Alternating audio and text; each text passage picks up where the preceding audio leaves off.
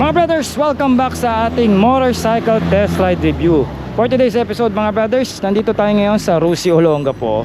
At pinahiram tayo ng isa sa mga stop dito ng Rusi ng ginagamit niyang service bike. So meron sa harapan natin ngayon mga brothers ang Pulse 150. Alright, so mga brothers, nagkaroon na tayo ng walk around review. Ngayon naman ite-test ride na natin dito sa Sigsag ng Olongapo. Pero syempre bago natin ito sakyan, magkaroon muna tayo ng mabilisang quick review ng kanyang specs and features.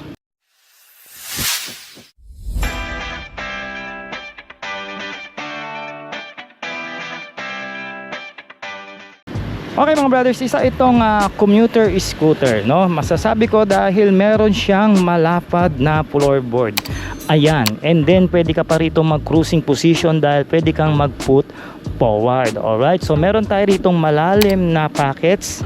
Ang ating susian is naka shutter key, naked handlebar ang ating setup dito ng manibela, and I can tell quality yung switches na ginamit dito ng Rusi. Pagdating sa speed meter niya mga brothers, naka colored digital meter ito at merong mga basic indicators and meter na kasama katulad nga ng kanyang RPM, no, speed meter, yung odometer niya, ingay, yung odometer niya, yung fuel meter, good thing meron siyang clock at volt meter, tapos yung engine temperature niya, and then yung mga indicators dito, engine check, high beam, left and right, ayan, magkahiwalay yan, and then yung kanyang, ayan, yung flasher dito, no? Anyway, meron tayo ritong malapad na upuan mga brothers on the wheels na siguradong comfy ito sakyan, mamaya malalaman natin yan.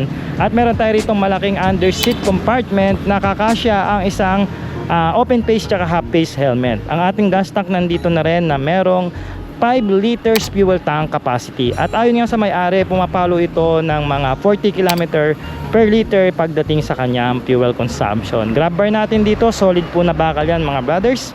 At punta tayo sa harapan para makita nyo kung ano ang meron dito, no? Meron tayo dito built-in na windshield, smoke block po yan, at naka all LED po ang lighting dito sa harapan. Daytime running lights nya, no? Tapos ito yung headlamp nya, so tagti 3 LEDs po ito. Ayan, sigurado nakailaw yung low beam nya ngayon. So yung dalawa yung dito sigurado high beam yan. Tapos nilagyan nya na rin ng mini driving light o auxiliary light dito sa harapan. Tapos yung turn signal lights nya, ito pailawin natin. Ayan, para makita nyo.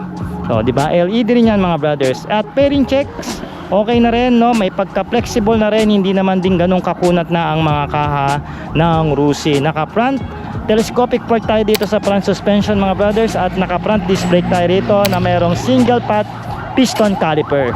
And then gumagamit ito ng 12 inches na wheel mags dito sa kanyang front wheel, no? Going naman dito sa likod mga brothers, ito is yung rear suspension niya mga brothers is pinababaan o pinalitan na ng may-ari, naka-lowered na po siya ngayon, mas maiksi po ngayon yung rear suspension nito. Tapos drum brake po tayo dito, at same din na 12 inches din ang ating wheel mags dito sa likod. Alright, so ang muffler niya rito is stock pa ito mga brothers. Maganda yung heat guard na ginamit dito, malaki, malapad, at naka-aling bolts na rin yan, no? At pasok tayo dito sa kanyang punta tayo dito sa kanyang makina. Meron nga pala itong 10.7 horsepower na dulo at 11.8 newton meter of torque pagdating sa arangkada. This is a GY6 engine mga brothers, 149cc, single overhead cam na dalawa yung kanyang bulbs, no? Air cooled pa ito mga brothers dahil nasa around 9 point something lang yung kanyang compression ratio. So hindi po ganun o ganun kasobra ang init ng kanyang makina. So no need na po itong lagyan ng liquid cooling system. Ang maganda naman doon, less maintenance. Alright mga brothers, this is it. Eto na, masasakyan na natin o mapapatakbo na natin o matitest ride na natin ito Pulse 150 ng Rusi, no? So hindi ko pala nabanggit na mayroon palang USB charging port ito dito. At yan, open na natin siya. Okay, sabi ko nga, ang ganda ng switches niya dito, no? Parang yung mga nakikita ko na rin sa mga ibang brand na quality. Backlight assist na lang ang kulang, maangas na eh. Handle grip sakto sa ating large na kamay, at malaki yung kanyang end bar dito na bakal. So tara, start na natin. Yun, no? By the way pala mga brothers, inabisuhan ako ng may-ari na ito meron na siyang konting upgrade sa makina, no? So pinalitan niya na daw ito ng bola. So mas malakas daw yung acceleration nito. And hindi ako nagkakamali, kung tama yung rinig ko sa kanya is pinalitan niya na rin ng clutch spring, no? So sabi niya nakakuha siya rito ng top speed na around 19 to 110. Pero ang nakalagay kasi sa manual, ang top speed nitong Force 150 ng Rusi is 90 kilometers per hour lang. So siguro dahil dun sa mga upgrade na ginawa niya, kaya tumaas na yung top speed. Tsaka minsan naman mga brothers, kung ano yung nasa manual, hindi naman talaga nasusunod yun di ba? Well anyway, tara, test ride natin dito. Punta lang tayo ng Barreto Olongapo, kung saan ako naninirahan. Then balik natin dito sa Rusi Olongapo. Let's go!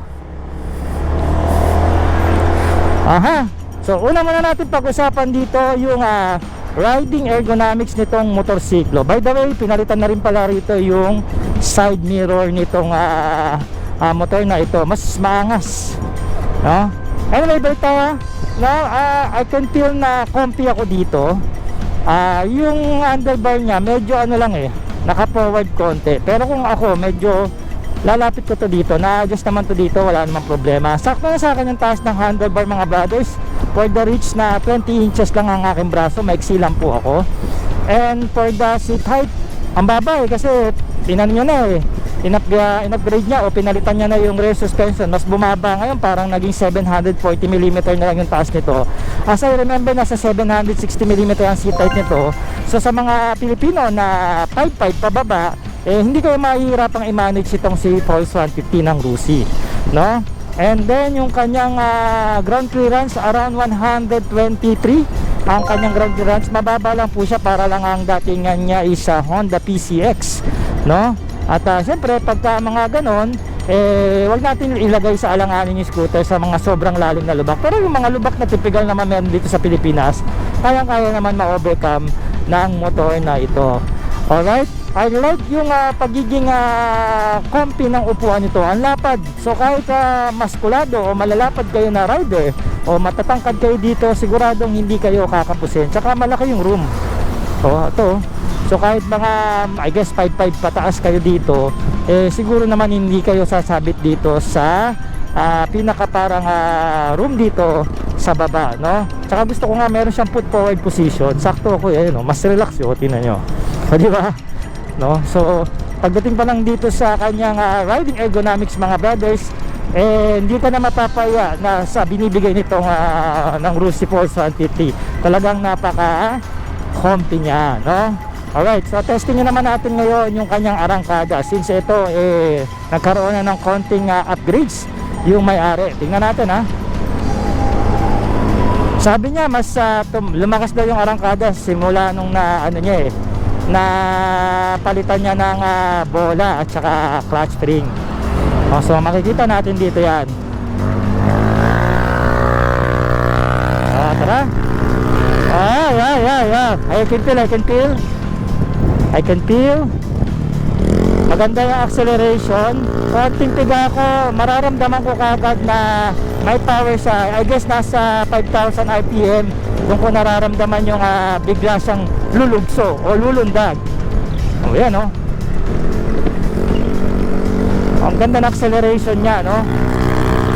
Eto, kasabay natin yung Aerox pero pwede siyang sumabay. Alright, ang ganda solid yung performance na acceleration nito. And also yung cornering mga brothers daang for the weight na 109 yung curved weight, not bad. Gustong gusto ko yung pagkaka nimble o yung agility niya during ng cornering, no? Naman diba? Effortless. Parang lang ako naka-electric bike dito. Pero bulky yung kaha nitong Force 150 mga brothers Pero pagka sinasakyan mo, para ka lang naka-compact na scooter. Ayos, no? Medyo parang babae lang yung pag nakaupo ka sa motor, parang babae lang yung yung parang sitting position niya. Kasi medyo dikit yung hita mo, no? Pero depende, pwede mong itapak yung paa mo dito sa footrest. Anyway, acceleration and cornering, bangis. Kasi hindi na siya stuck no? Pero kung stuck siguro, hindi ganun kalakas yung acceleration nito since stuck yung bola niya. And vibration naman mga brothers, meron konting-konti lang sa floorboard. And given naman yun sa mga ganitong klaseng motorsiklo mga brad, kasi malapit yung mismong nandun yung makina mismo sa malapit sa floorboard. Alright, so ngayon mga brothers, medyo traffic, marami na sasakyan kasi magra-rush hour na. Masasabi ko dito, hindi ka pahihirapan ito sa mga ganitong sitwasyon. I think kahit mga head to head o bumper to bumper pa na traffic, makipot lang naman kasi manibela nitong Pulse 150. So madali kayo makakasingit, makakapasok sa mga masisikip na senaryo at hindi kayo pahihirapan, especially sa mga city dyan sa Manila. Sigurado mag-i-enjoy kayo sa sakyan ito. So kung mga gagamitin nyo to sa mga food delivery service, mga habal-habal, pwede rin ma-recommend sa inyo itong motorsiklong ito. I guess marami na rin naglabas, no? May mga brothers on the wheels na tayo na ito yung ginagamit na scooter na panghanap buhay. Mag-comment naman kayo kung ano na yung mga na-experience nyo, na-encounter nyo, mga inputs nyo dyan sa comment section, at salamat na agad, no? Anyway, tignan naman natin yung yung iba niya pang performance, no? So try natin marangkada ulit. Ganda, pwede like this. Malakas na acceleration. Tsaka yung engine brake nya parang wala. Pero siguro konti lang, pero parang parang wala siyang engine brake pagka sa binibitaw ko ang pre-wheel nya. Ayan, woohoo! Meron konti lang, mahina lang yung engine brake nya. Siguro yung mga ibang rider na ganito yung prepare na reference, matutuwa kayo dito. Tapanik to mga brad, tingnan natin. Malakas pa rin kahit tapanik. Wag lang tayo git-gitin itong Lancer, itong Mazda. Tingnan natin.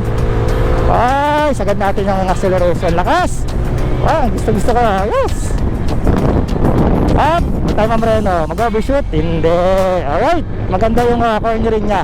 Ang braking hindi ko pa masyadong natetest. Mamaya tingnan natin dito. Hindi tayo pwede rito mamreno, baka ma-aksidente tayo. Pero acceleration and cornering. Tapos yung suspension, I can tell na medyo stiff yung likod. Sinabi naman sa akin na may-ari, nag-advise na siya na yung pinalit na shock medyo matigas nga. At saka baba talaga. Sabi ko nga kung sumasayad ba siya, hindi naman daw. Wag lang daw talaga malubak na malalim, sasayad na. Kasi baba na, ang laki na ng binaba ng motor. Almost, I think nasa 2 inches na to o 3 inches. Anyway, yung suspension nito swabe sa harap, yung sa likod medyo stiff. So lalo na mag-aang ako 54 kilo lang ako mga brad. Skinny lang ako pero ganun pa man, okay naman dito sa harap ang ganda ng play. Eto na, Barreto na. Alright mga brothers, nandito tayo sa isang parang private road dito sa lugar namin dito sa Barreto. Sa Columban area, isang eskwelahan. Dito natin subukan yung kanyang braking performance. So hindi naman to ganun kahaba, so hindi tayo masyado makakapagmabilis dito. I guess siguro kaya natin magpatakbo ng around 30, 40, 50 rito para ma-check yung brake nya. So patakbo natin siya ng around 30 muna. And then ipreno natin harap at likod. By the way pala mga brothers, naka-disc brake yung harap, drum brake yung likod. Preno natin. Brake. Stop. Ilang segundo kaya yan? And then subukan natin siya ng 40 kilometers per hour. Then preno natin. Medyo nailang lang ako, may mga estudyante kasi labasan na ngayon Patakbin natin ng 40.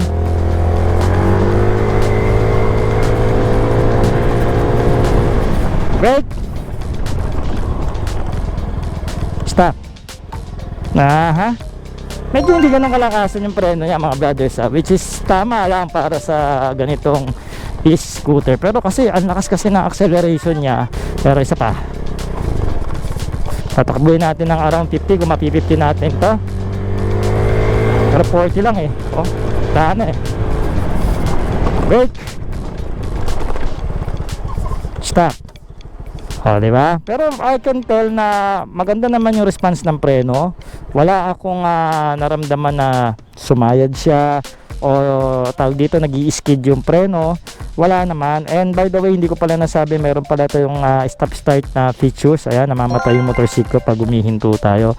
Pero preno, pwede na sa akin kung di ka naman maselan. And syempre wala naman tong combination braking system at saka front ABS, Sabi ko nga, pag dating sa preno, alalayo lang tayo sa patakbo, and then preno tayo ng harap at likod para for more safety. Ngunit ganun pa man, preno para sa akin average lang, hindi naman ganun ka sobrang solid yung performance nitong preno nitong Pulse 150 ng Rusi. balik tayo sa ating review dito sa Sigsag. Tapos na nga natin subukan ang braking performance nito. Sabi ko nga, pag ganitong senaryo, medyo traffic na, hindi kayo pahihirapan itong scooter na ito. Tsaka ang responsive talaga ng torque nya, no? For 11.8 Nm of torque, medyo may kalakas, matorque na nga itong scooter na to. Tapos in-upgrade pa ng may-ari, no? Lakas, oh. Di ba? Dali mong makapag overtake, o kung may gusto kang i-cut, madali niya ma-manage. Ayun, oh. Yun lang, siguro baka medyo lumakas lang ito sa gas kasi tumaas yung acceleration So na 40 kilometers per liter, hindi na rin masama para sa isang fuel injected na 150cc na makina. Alright, so once again, Sigsag ulit tayo. Ay, ba talaga yung performance? Gustong gusto ko to, ito, gustong gusto ko talaga ito, lumiko, mangurba. Galing, oh. Ayan, oh. Diba? Buntot tayo sa Aerox. Diba? Nice. May vibration siya pero medyo light lang naman. Tsaka hindi naman yun na issue talaga.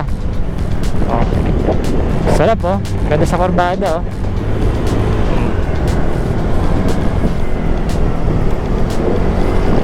diba? See?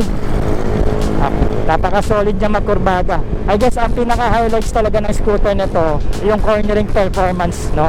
Mag-i-enjoy kayo. At saka yung pagiging lightweighted niya.